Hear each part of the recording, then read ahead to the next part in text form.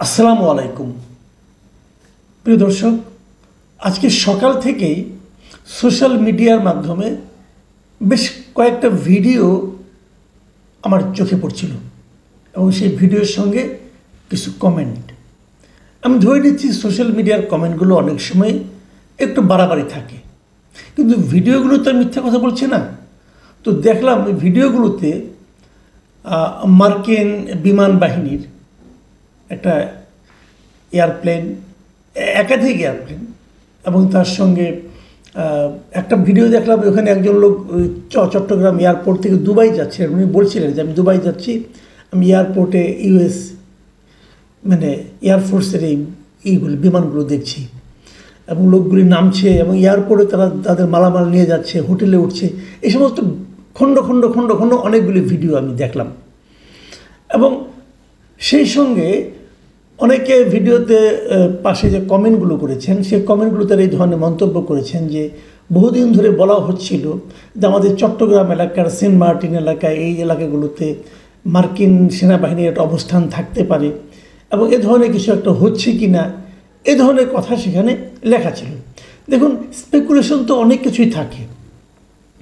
শেখ হাসিনা যখন ক্ষমতায় ছিলেন তখন উনি বারবার কিন্তু বলছিলেন যে সেন্ট মার্টিন তাদেরকে দিয়ে দেওয়ার কথা বলা হচ্ছিল এবং তারপর সেন্ট মার্টিনে যখন আমাদের এই নতুন সরকার, অন্তর্বর্তীকালীন সরকার এসে সেন্ট মার্টিনে মানুষের অবাধ যাতায়াতকে সীমাবদ্ধ করে দিল, নিষিদ্ধ করে দিল, তখন কিন্তু সেই স্পেকুলেশনগুলো আবার প্রাণ পেল। এরকমই হয়, হয়তো কিছুই না, হয়তো পরিবেশের জন্য করা হয়েছে, আমি ঠিক জানি না কেন করা হয়েছে।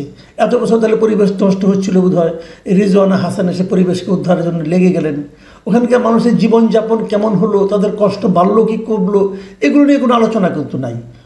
ওখানকার শ্যাওলা রক্ষা করতে হবে, ওখানকার শামুক ঝিনুক রক্ষা করতে হবে, এগুলো নিয়ে খুবই পীড়াপিড়ি শুরু হলো আর কি, মাতামাতি শুরু হলো, সবাই বাহবা টাহবা দেওয়া শুরু করলো।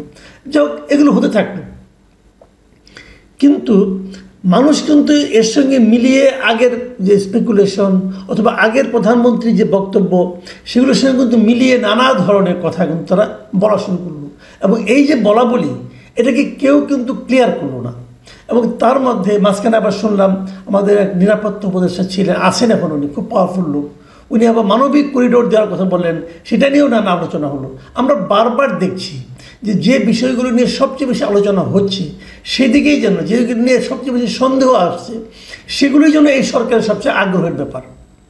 মানবিক করিডোর দেওয়া অথবা আমাদের পোর্ট লিজ দেওয়া, যে পোর্ট এখন রেকর্ড সংখ্যক আয় করছে, রেকর্ড পরিমাণে আয় করছে আমাদের পোর্টগুলো এখন নৌবাহিনী হাতে পড়ার দায়িত্ব দেওয়ার পর, তারপর সেটা কিন্তু আলটিমেটলি নৌবাহিনীর কাছে থাকবে না, বিদেশে একটা কোম্পানির কাছে সেটা লিজ দেওয়া হবে।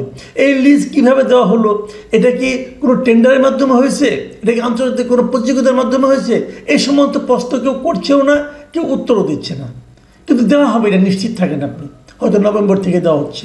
তো এগুলো হচ্ছে যেগুলো নিয়ে সন্দেহ বাড়ছে ঠিক সেগুলোর ব্যাপারে যেন এই সরকারের বেশি উৎসাহ আমরা দেখতে পাচ্ছি। তো এই যে বিমানের এই ইউএস এয়ারফোর্সের যে আগমন আমাদের দেশে, সেটার ব্যাপারে আমি একটু খোঁজখবর করার চেষ্টা করলাম, দেখলাম যে না, এটার ব্যাপারে মার্কিন দূতাবাসে কিন্তু একটা বিবৃতি দিয়েছে। আবার আরও একটু নক করে দেখলাম যে না, দুদিন আগেই এ সংক্রান্ত একটা প্রেস রিলিজ আমাদের আইএসপিআর আন্তঃবাহিনী জনসংযোগ বিভাগ যারা আছে তারা দিয়েছিল, সেটা 14 তারিখে রবিবার, গত রবিবার তারা একটা বিবৃতি দিয়েছিল এবং তারা বলেছিল যে এটা একটা অপারেশন প্যাসিফিক অ্যাঞ্জেল 25-3 এটা নাকি শুরু হতে যাচ্ছে আমাদের এখানে এবং চট্টগ্রামের বিমান বাহিনীর ঘাঁটি জহুরুল হকের উদ্বোধন হয়েছে এবং সেই উদ্বোধনী অনুষ্ঠানে বিমান বাহিনীর প্রধানরা ছিলেন এবং তারা জানিয়েছেন এখানে বাংলাদেশ বিমান বাহিনীর 150 জন এবং যুক্তরাষ্ট্রের 92 জন সদস্য অংশ নিচ্ছেন এবং এখানে সেনাবাহিনী এবং নৌবাহিনীর সদস্যরাও এই মহড়ায় যোগ দিবেন। আইএসপিআর থেকে তখন জানানো হয়েছিল এই মহড়া দুই দেশের বিমান বাহিনীর পেশাগত দক্ষতা বৃদ্ধি করবে, অভিজ্ঞতা বিনিময়, আন্তঃকার্যক্ষমতা জোরদার, এরকম অনেক কিছু তারা করবে, আমাদের অনেক লাভ হবে আর কি। তো আমাদের লাভ এতদিন দরকার পড়ে নাই, হঠাৎ করে এই সরকারের আমলে এসে দরকার পড়ছে কেন সেটা জানি না, আমরা বলতে পারবো না। তো লাভ যদি হয় ভালো, হঠাৎ করে আমরা লাভের মুখ দেখা শুরু করেছি যুক্তরাষ্ট্রের কাছ থেকে, তাও এবং সেই লাভ দেওয়ার জন্য তাদের বিমান বাহিনীর লোক উড়ে এসে আমাদের এখানে চলে এলেন, যাক ভালো, এগুলো আমরা কোনো খারাপ কিছু বলবো না। কিন্তু আজকে যখন তারা এলেন তখন আমরা মার্কিন দূতাবাসের কাছ থেকে একটা প্রেস রিলিজের মতো পেলাম। সেখানে সেই বার্তায় বলা হয়েছে, এই বার্তাটা আপনারা একটু ঠান্ডা মাথায় খেয়াল করেন। বার্তায় বলা হয়েছে যে কেন তারা আসছে। তারা বলেছেন যে মানবিক সহায়তা এবং দুর্যোগ মোকাবেলাকে কেন্দ্র করে পরিচালিত 7 দিনের বহুপাক্ষিক এই কর্মসূচিতে অংশ নিয়েছেন যুক্তরাষ্ট্রের 92 জন এবং বাংলাদেশ বিমান বাহিনীর 90 জন সদস্য। এটা কে বলছে? মার্কিন দূতাবাস। একটু আগে যেটা আইএসপিআরে পড়লাম সেখানে কিন্তু ছিল বাংলাদেশ বিমান বাহিনীর 150 জন। 150 জন থেকে কমে এখন 90 জনে আসুক। তারপর তারা বলেছেন শ্রীলঙ্কা বিমান বাহিনীর 2 জন চিকিৎসাকর্মী, ওরেগন এয়ার ন্যাশনাল গার্ড এবং আঞ্চলিক সহযোগী অংশীদাররা এখানে থাকবে। খুব ভালো কথা। মার্কিন দূতাবাস আরও কি বলছে এটাও একটু মন দিয়ে শুনেন। তারা বলেছেন যে প্যাসিফিক অ্যাঞ্জেল 25 যুক্তরাষ্ট্র ও বাংলাদেশের চলমান প্রতিরক্ষা সহযোগিতা এবং মানবিক প্রস্তুতির অঙ্গীকারকে সুস্পষ্টভাবে প্রতিফলিত করে, যা ভবিষ্যৎ সংকটে দ্রুত ও কার্যকর প্রতিক্রিয়া জানানোর সক্ষমতা জোরদার করবে। খেয়াল করবেন, তার মানে আমাদের মধ্যে চলমান কি আছে? প্রতিরক্ষা সহযোগিতা। আমাদের সঙ্গে যুক্তরাষ্ট্রের প্রতিরক্ষা সহযোগিতাটা কি ভাই? এটা একটু বোঝার চেষ্টা করি আমরা। কি আমাদের তার সঙ্গে কিসের প্রতিরক্ষা সহযোগিতা সে আমাদের করবে? এটা কি চলমান, মানে আগের থেকে চলছিল? কবে থেকে চলা শুরু করলো? এই সরকারের আমলে চলা শুরু করলো নাকি আগের থেকে, অনেক আগের থেকে চলছিল? বিষয়টা কিন্তু ক্লিয়ার না। যদি এই সরকারের আমলে চলা শুরু করে সেটাকে আমরা জানি, সেই জনগণ জানে নাকি জানার কোনো প্রয়োজন নেই? ডক্টর ইউনূস এবং তার সরকার জানলে চলবে? এটা আমি ক্লিয়ার না জিনিসটা, আপনারা কেউ ক্লিয়ার হলে আমাকে বলবেন। আচ্ছা, তারপরে আবার বলছে যা নাকি ভবিষ্যৎ সংকটে দ্রুত ও কার্যকর প্রতিক্রিয়া জানানোর সক্ষমতাকে জোরদার করবে। একটু সতর্কভাবে খেয়াল করবেন যে ভবিষ্যতে যে সংকট হতে পারে যদি হয় সেখানে দ্রুত কার্যকর করবে। দ্রুত কার্যকর অর্থটা কি? তার মানে তারা আশেপাশে থাকবেন। আমাদের এখানে কোনো ঘাঁটি হতে যাচ্ছে? এই প্রশ্নটা কিন্তু ভাই আসবে। দেখুন, আরেকটা কথা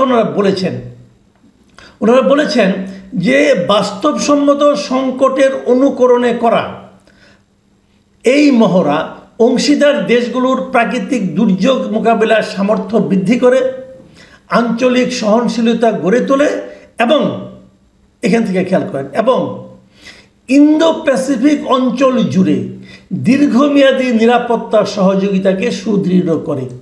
এই যে কথাটা, যে ইন্দো প্যাসিফিক অঞ্চল জুড়ে দীর্ঘমেয়াদী নিরাপত্তা সহযোগিতাকে সুদৃঢ় করে। ইন্দো প্যাসিফিক অঞ্চল জুড়ে দীর্ঘমেয়াদী নিরাপত্তা সহযোগিতা কে কার কাছে চেয়েছে? আমরা কি যুক্তরাষ্ট্রের কাছে চেয়েছি? চাইলে আমরা কেন চেয়েছি? এবং তারা যদি দীর্ঘমেয়াদী আমাদেরকে নিরাপত্তা সহযোগিতা দেয়, কীভাবে দেবে? প্রতিবার প্লেনে করে আসবে নাকি এখানে কোথাও থাকবে? দেখুন, এই সমস্ত অজুহাত দিয়েই কিন্তু এশিয়ার অনেক দেশে যুক্তরাষ্ট্র ঘাঁটি করেছে। দক্ষিণ কোরিয়ায় করেছে, কাতারে করেছে কিন্তু কাতারে কোনো কাজে লাগে নাই। কয়েকদিন আগে কিন্তু কাতারে যখন নাকি ইসরায়েল থেকে হামলা করা হলো তখন কিন্তু যুক্তরাষ্ট্রের ওখানে যে ঘাঁটি আছে সবচেয়ে বড় ঘাঁটি বলা হয় কাতারকে, সেই ঘাঁটি কিন্তু কোনো কাজে লাগে নাই। তারা কোনো কাজই করে না, চুপচাপ বসেছিল। তো ঘাঁটি করবে আমাদের এখানে? কোথায় করবে ঘাঁটি? সেন্ট মার্টিনে করবে? আমরা জানি না কিছু, বাট প্রশ্নগুলো তো উঠবে। দেখুন, এই ঘটনা যখন দেখছি আমরা, আজকে আমি সোশ্যাল মিডিয়ায় অনেকের অনেক রকম কমেন্ট পড়েছি। আমি একটা কমেন্ট কেলে আপনি পড়বো এবং সেই কমেন্টের কিছু পোস্ট পড়বো, সেই পোস্টের কিছু কমেন্ট আমি পড়বো। এই পোস্টটা আমি নিয়েছি এই কারণে, উনি একজন বিখ্যাত মানুষ। উনি হলেন ডক্টর মোহাম্মদ জাফর ইকবাল। এই ভদ্রলোককে আমি পার্সোনালি ব্যক্তিগত জীবনে খুবই পছন্দ করি। এতে হয়তো আমার প্রতি অনেকে আবার ক্ষিপ্ত হয়ে যাবেন, হতে পারেন ভাই, কিছু যায় আসে না আমার। আমি যেটা করি সেটাই বললাম। আমি ওনাকে ব্যক্তিগতভাবে পছন্দ করি।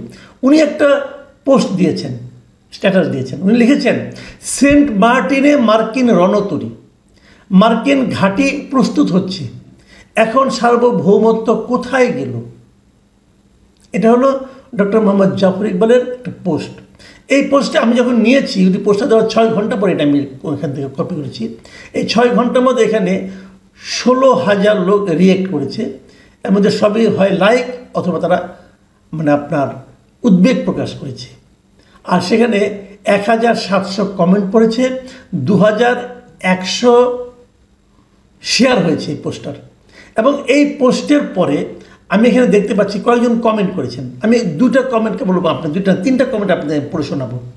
একটা কমেন্ট লিখেছেন মিস্টার নাসির উদ্দিন বিডি, তিনি লিখেছেন আমেরিকার ওয়ার্ক পারমিট ভিসা চালু হবে, তাদের যেহেতু ঘাঁটি প্রস্তুতি নিচ্ছে আমরা আমেরিকা হয়ে গেছি। একটু ফান করা কিন্তু কমেন্টটা কিন্তু ইন্টারেস্টিং। আরেকটা কমেন্ট করেছেন ফারজানা আফরোজ, তিনি লিখেছেন সকাল থেকে এই নিউজ ভিডিও বারবার আসছে, তার আর মনে হচ্ছে আমরা আবার পরাধীন হতে যাচ্ছি। আমি আরেকটা কমেন্ট পড়ব, আরও দুটো কমেন্ট। একটা লিখেছেন মাহবুব হক, তিনি লিখেছেন শেখ হাসিনা তো দেশ বিক্রি করে দিয়েছে, কোনো দলিল বা চুক্তিপত্র ইউ সরকার দেখাতে পারেনি। ইউ মানে কোথাও আমার মনে হয় এই বলতে কী বোঝাচ্ছে আমি জানি না, হয়তো ইউনুসও হতে পারে, আই এম নট শিওর। এই 1 বছরে কিন্তু ইউ গং বিক্রির কাজটা ঠিকই করে ফেলেছে, সবই তো দৃশ্যমান হচ্ছে। আমি আরেকটা কমেন্ট পড়ছি, এটি শেষ কমেন্ট। সৈয়দ জাহিদুন নবী, তিনি লিখেছেন very true, 100+ US army personal arrive today in Chittagong, hotel Radisson Blu made empty for their stay, full Chittagong city puted on extra security. মানে পুরো চিটাগাং সিটির মধ্যেই একটা বাড়তি নিরাপত্তা জারি করা হয়েছে এবং রেডিসন ব্লু যেটা আছে চিটাগাংয়ের, সেটাকে খালি করে দেওয়া হয়েছে এদেরকে থাকার জন্য।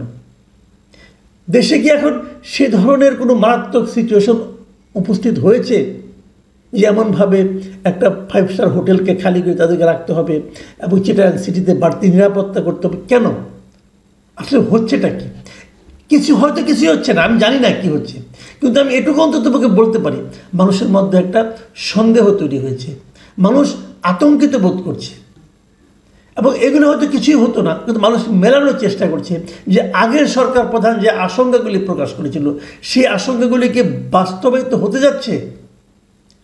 হয়তো হচ্ছে না, কিন্তু মানুষের মধ্যে সন্দেহটা জাগ্রত হয়েছে। এই সন্দেহটা কিন্তু দূরীকরণের দায়িত্ব এই সরকারের। সরকার কি বলবে আমি জানি না, এবং কি বললে মানুষ বিশ্বাস করবে সেটাও জানি না, অথবা কি বললে মানুষের সন্দেহটা আরও তীব্র হবে সেটাও আমি বলতে পারবো না। তবে আমি সরকারের কি বলে সেটা দেখার অপেক্ষায় আছি। প্রিয় দর্শক, এখন এ পর্যন্তই। আল্লাহ হাফিজ।